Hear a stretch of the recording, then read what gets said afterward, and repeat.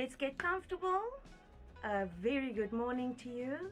Leana here of Firefly Soul Art. Welcome.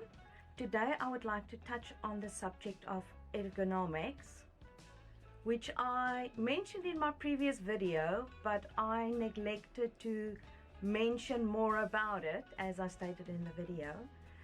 So ergonomics is basically the flow of your workspace, your environment, wherever that is where you are working, be it an office, be it a shop, etc. I'm specifically talking about studios, seeing as I'm an artist. So ergonomic flow is that you shouldn't have to struggle to find your materials. In other words, what I really enjoy about my studio nook, it's small, my table is on wheels, so I can make my space bigger if I want to. The small table that my laptop is on is also on wheels, and the same with that, I can move it around. Nothing is a big issue for me to move if I wish to do that. And when it comes to my art materials, everything is basically within arm's reach, which for me is pretty convenient, as I can just turn around and I can get something that I want, something specific I'm looking for. I know where everything is in the studio. That is where you need to sit down in your studio space and see, okay, what can I do? How can I make the flow in my creative space easy for myself? So it's just the flow in your studio space, that everything that you normally work with is easy accessible, that when you are working there can be like a flow. There's no like, okay, I have to stop now, I first need to move this so I can get to that, or whatever the case may be. So basically the flow in the studio space must fit or suit my needs, and what is working for me might not necessarily work for you. So you will have to find if it's just a table where you're working, or if it's a whole big studio. If it's a massive studio that you're in, you will have different sections, maybe a section for printing, section for painting, and so forth, section for journaling, but you will arrange that space to a point where whichever section of your space you are in, if you're in a big studio, that the stuff that you use, your equipment, your tools, etc., is easy accessible. There will be like an easy flow. There won't be like hiccups in the sense of, okay, I need to stop now because I first need to look for this or whatever. So that's basically what ergonomic flow is. I didn't have these shelves. These shelves have come in very handy, and it's given me more space on the sideboard that I've got here. And I changed the color as well, by the way,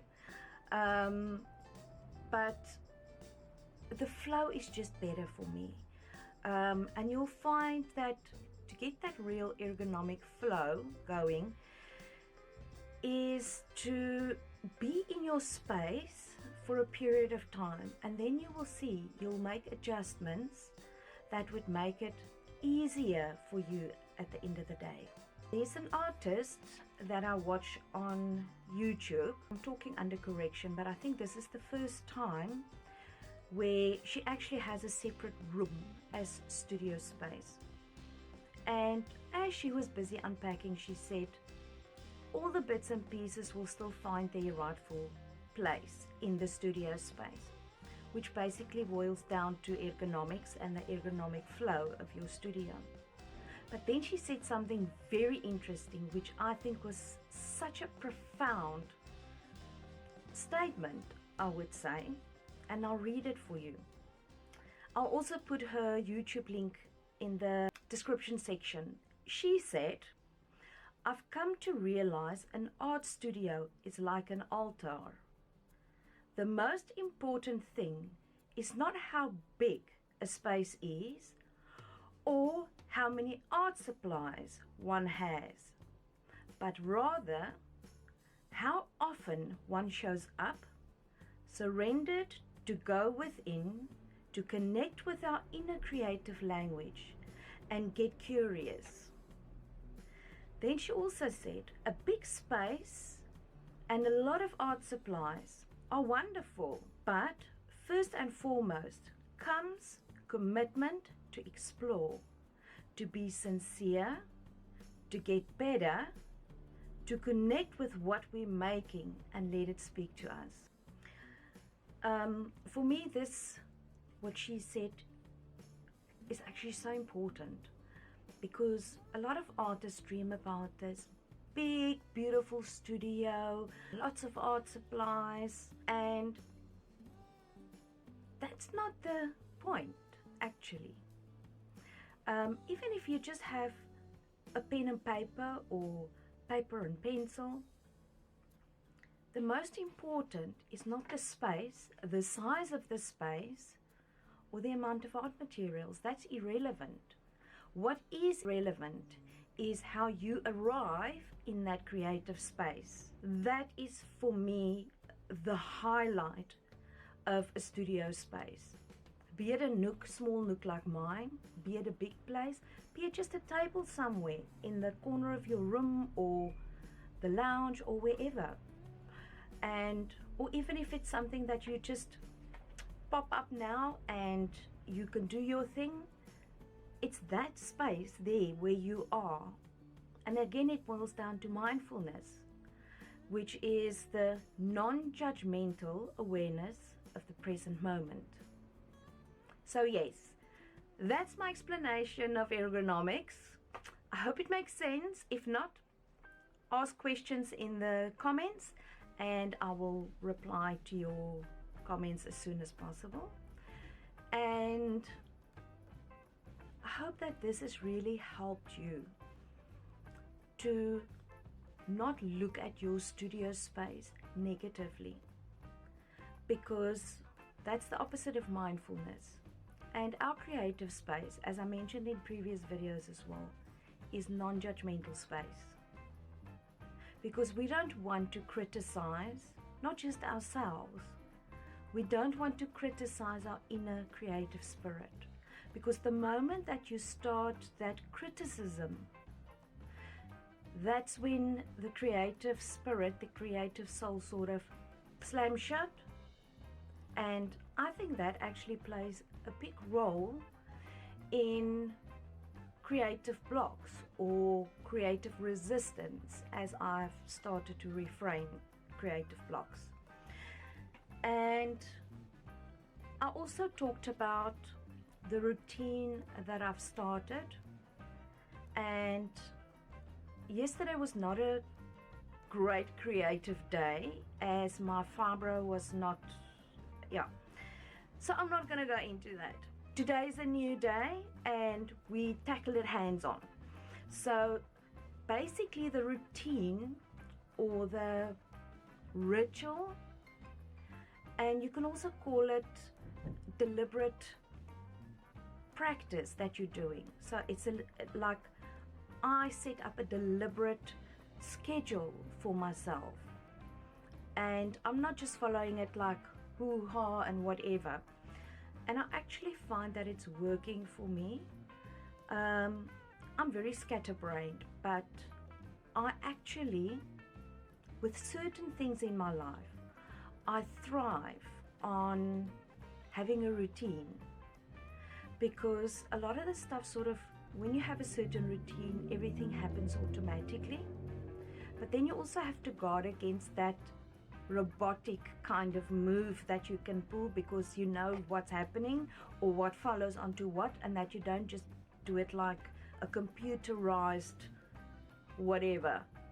That you are still mindful. You know the routine that you're going to follow and what the next step is, but you don't think about the next step yet. You think about the here and the now, the step that you are busy with now. And that is again mindfulness. So we will see where this journey takes us. So as you can see, I've got my apron on, I've got my fairy lights going, my intention is set, I've got my little fragrant candle going. Joey's keeping me company. So I've set the intention. My stuff is ready out on my work table. So the preparation is done. I've got my cup of coffee. See, I've got my cup of coffee. So yeah, now the creative fun can begin. So cheers. Something else I want to tell you. This is quite interesting. This is another artist that I follow on YouTube. They used to live in a bus and they used to travel all over, her husband and their little girl. And they bought a house in, where did they buy the house? I can't remember now, but that's irrelevant. The fact is they bought a house. They are renovating the house, and she's actually doing a mural on one of the walls. I can't remember in which room it is, if it's in the lounge or wherever. And while she's busy with that, she said that, and this was actually quite interesting, and this again is also mindfulness because it's the non-judgmental. She said, when I draw a line and it's wrong, I won't fight it or necessarily erase it. I will use it to my advantage and incorporate it in the final design, because maybe it was meant to be like that. So then she said, so she doesn't view mistakes as mistakes. She views wrong lines more in the sense of, let's go in a different direction. So yes, so let's see where all the lines take us.